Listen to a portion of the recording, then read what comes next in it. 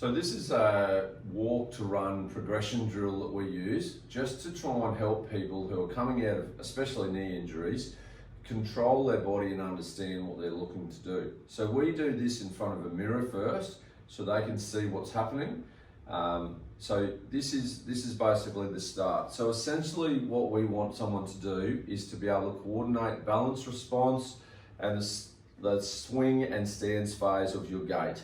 So most people go back to walking with an antalgic gait. So they'll put one side down, shift over the top, and that side will be shorter, the injured side. They will not want to be on the leg.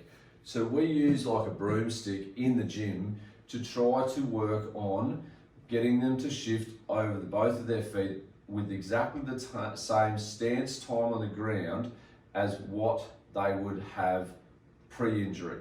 So if we work on here and there and then just start looking at up and down with this stick here, push the top of the thumb into the stick and that's your balance point.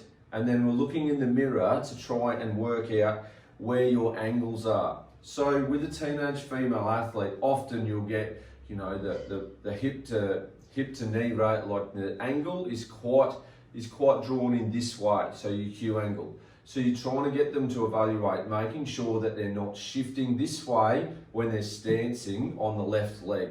So if they've got a stance issue, they'll drop this way. So you can argue that that's weakness, or you can argue that's a lack of control or a lack of an ability to understand where you are in space and time. If we're doing it in the mirror, then we get them to work on their stance and their swing phase without the pressure of having to do it with balance. Because if I'm doing it with balance, while I can do that easily, when you're first coming out of an injury, that's hard. If you've got this, you can have two sticks and just holding on. So then all we're aiming to do is develop endurance in that pattern, because that's what we want. We want that smooth and well controlled up and down with zero torso movement in it, just like we want them to sprint, run later on.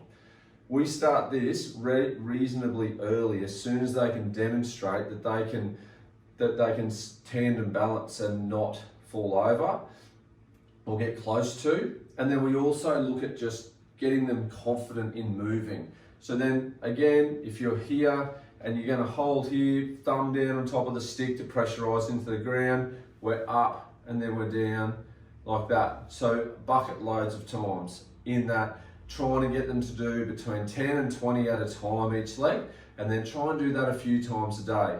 You want the knees soft, so that's what we cue. We don't cue like a peg leg, we call it. Like kids, like I appreciate, like, you know, humorous like references to things. So if you're jamming your knee back to extension here, then you're sitting there and all of that impact is taken up through the hip joint. We want the hip and the knee and the ankle to take some of the load and share it. So that's the start of what we get to. Then we just start making them go up and down and strike the ground, up and down, strike, up and down, so that you're getting that little catch. So every time you're hitting the ground or touching the ground, you've got to get co-contraction. Quad, glute, hamstring, co-contract, hitting the ground, making sure that the landing response is really solid. So that's what we look at doing to get them back on their feet, to get them back up and walking. We do that pre-surgically. As soon as they can demonstrate, they can be up and about. So some of the guys will be in a hinged brace because that's what has been decided by a physio or surgeon that's the best response and the most safest way to do it, and some won't be, but it doesn't matter. The hinged brace can be set to 90 degrees and that's all it will let them go to. So if they do have an issue with range of motion, then the hinge brace will only let them get to here and the leg will hang underneath, and that is perfectly acceptable as long as you're doing it with control in mind. So it's all about, can you show me this done really well, exactly like I demonstrated to you? Up and down, up and down. We give them cues, like imagine putting your foot down on a drawing pin. I want you to put your foot down on a drawing pin and not put it through your foot, so that then we're not getting them to stamp the ground initially, especially on the injured side, so you're not going to get any pain symptomology through. And also no loss of stability through the knee. Bit of a long explanation, but it's just really important that from an S&C coaching point of view, what we're trying to do is get these guys back to a peak level. We've got to start at the basics. They've got to be able to demonstrate that to you before you want to start them running or jumping and all that sort of thing. All right, so then the next one is then just taking that to a lateral. So we're going out to a lateral and then we're coming back. Again, using the stick as a little bit of a balance. So using that, because they've always got that comfort point to how much force they put in is completely up to them. So it's out and then back. And it's teaching them to push off the outside leg back across, so the start of cutting. And again, we can start that as soon as they can demonstrate that front straight line work, back, forward and back. We can start demonstrating that quickly because it just gets them back saying, oh, that's what I'm going to be able to do. So it's building self-confidence and it's building physical capacity in the same breath. All right, so then next one is then starting to try and work on balance. So we know that if someone can balance for 60 seconds on one leg, with and without eyes shut, the better that we get at that, the less likely they are to have an ankle injury. Coming back from an ACL injury, we want them to not go back and have another injury. We've got to make their hamstrings solid, we've got to make their balance solid so that they don't go back and sprain an ankle third day back on the job. So I want to just keep focusing on balance. They'll still get something out of that toe on the ground, especially your athletes with a bigger Q angle that'll want to sit. They'll sit hard into their hip like that and then they'll fold in like that. The stick pushing against that gives them an element of oblique bracing so that when you're holding the ground here, you'll be in a straighter line. Use the other toe as balance to stabilize pelvis and then try to lift and then drop. Just start by doing that, similar to the exercise that we did before, but then really focusing on the balance component. So thinking about spreading your toes into the ground, making sure that you've got good foot contact with the ground. All right, so that's a couple of exercises that we start with and get them, as I said, 10, 20 at a time, being really good at it so that you can do it whilst having a conversation with them. They should be able to do that as an automated response.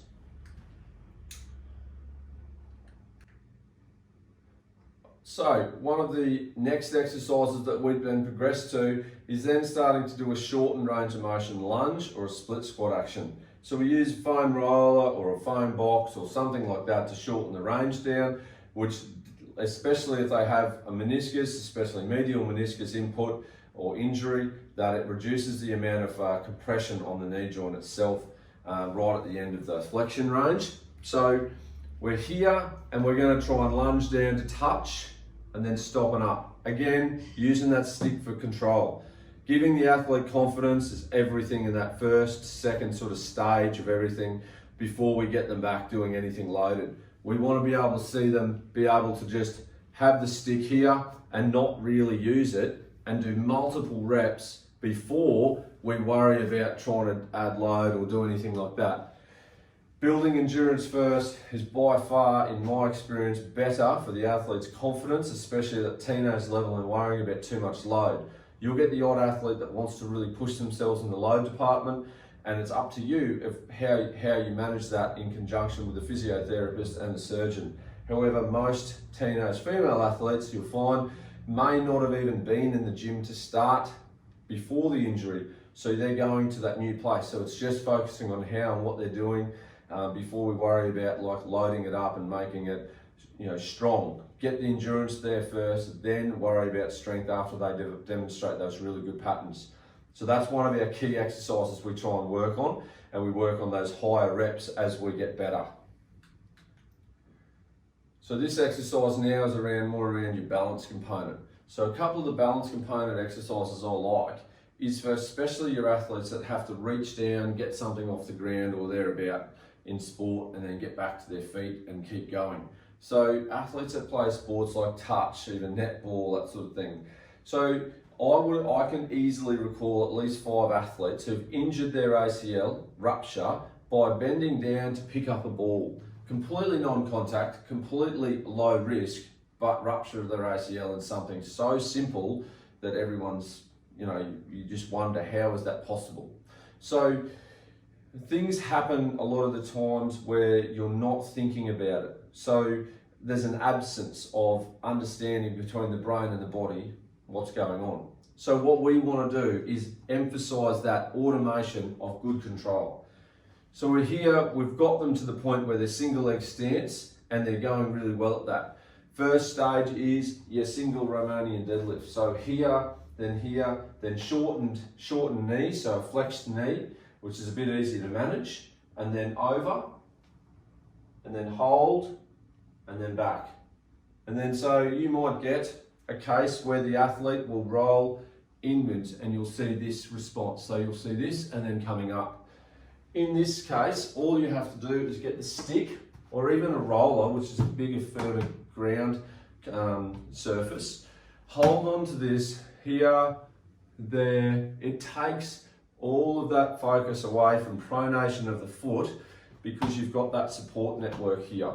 So here, over, and then up, you're still getting the muscle activation and the muscle strengthening component, but you're helping them with the balance, you're helping them do good repetitions, a whole bunch more, eventually taking that away, and then working on getting to that point, holding, controlling the knee valgus or varus, and making sure they can do that at least 10 times before you think about loading it. The next exercise is actually getting them to get to the ground, pick something up, and then return to base. Constantly change things on the athlete, constantly challenge where it is, how it's going, because you can't just have them doing that static exercise. You've got to create uncertainty in their mind as they get better. The reason for that is the sport is uncertain. So here, over, pick it up, hold, put it back down, drop, pick it back up, drop, put it back down, catch it. So you're involving a little bit more higher level motor control, but still focusing on that automation of balance. And if you've got them in a mirror or you've got them where you're watching and they're doing that well, then you start challenging it again. You involve both hands, picking up 2 items at once. So there's just some good little balance ideas that we've used in the past to really engage teenage athletes, especially in thinking about what they're doing, rather than just giving them something that's quite static in origin, where they'll do it until they're good at it and then they'll stop. So we need them to keep getting better at it all the time.